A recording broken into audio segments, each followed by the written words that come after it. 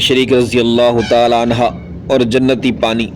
ابو ہریرہ رضی اللہ تعالی عنہ بیان کرتے ہیں کہ دوس قبیلے کی ایک عورت شریک رضی اللہ تعالی عنہ رمضان میں مشرف با اسلام ہو گئی۔ وہ کسی ایسے شخص کو تلاش کرنے لگی جو اسے نبی اکرم صلی اللہ علیہ وسلم تک پہنچا دے۔ اسے ایک یہودی ملا۔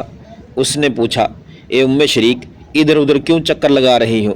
اس نے بتایا کہ میں کسی ہم سفر کی تلاش میں ہوں جو نبی علیہ السلام کے پاس مجھے لے جائے۔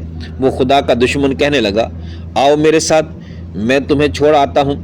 اس نے کہا، ٹھہرو، میں تھوڑی دیر میں اپنا مشکیزہ پانی سے بھر لوں۔ وہ کہنے لگا، میرے پاس پانی موجود ہے، تمہیں اس مشقت کو اٹھانے کی ضرورت نہیں ہے۔ وہ اس کے ساتھ چل پڑی۔ پورا دن چلتے رہے۔ جب شام ہوئی تو یہودی نے ایک جگہ پڑاؤ ڈال دیا اور اپنا توشہ دان میں سے کھانا نکالا اور دسترخوان پر بیٹھ کر کھانا تناول کرنے لگے۔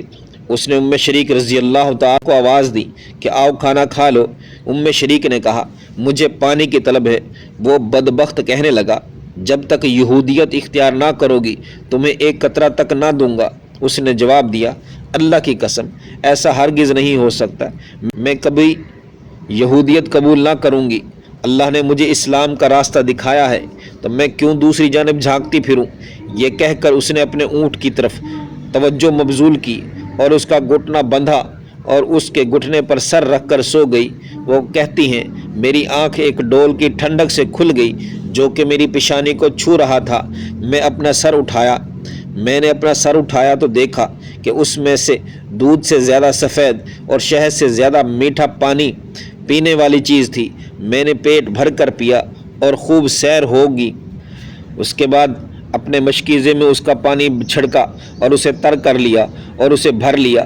پھر یکایک وہ ڈول میری آنکھوں کے سامنے بلند ہونا شروع ہوا، حتیٰ کہ فضا میں بلند ہوتے ہوتے میری آنکھوں سے اوجھل ہو گیا۔ صبح کے وقت یہودی آیا، اس نے مجھے آواز دی تو میں نے کہا، اللہ کی قسم، مجھے میری مالک نے پانی پلا دیا ہے۔ اس نے پوچھا، کہاں سے پانی آیا؟ کیا آسمان سے؟ میں نے کہا، ہاں، اللہ کی قسم، اس نے آسمان سے مجھ پر پانی نازل کیا ہے۔ پھر میرے سامنے وہ آسمان میں غائب ہو گیا۔ پھر میں اکیلی چل پڑی اور خدمت پیغمبری میں حاضری دی اور حضرت صلی اللہ علیہ وسلم کو پورا قصہ بتا دیا۔ آپ صلی اللہ علیہ وسلم نے اسے اپنے ساتھ نکاح کی دعوت دی۔ اس نے عرض کیا، حضور صلی اللہ علیہ وسلم، میں اپنے اس حقیر نفس کو آپ کی شان کے لائق نہیں سمجھتی۔ ہو سکتا ہے کہ میں آپ کو راضی نہ کر سکوں، البتہ میں تو خود کو آپ کے حوالے کر دیتی ہوں، آپ جس سے چاہے میری شادی کر دیں۔ تو نبی علیہ السلام نے زید کے ساتھ اس کی شادی کر دی اور اس کے لیے 30 سا تقریباً 2 من سے کچھ کم یا 1 من 30 کلو گرام کا حکم دیا اور ارشاد فرمایا، اس میں سے کھاتے رہو لیکن اس کو تولنا نہیں ہے۔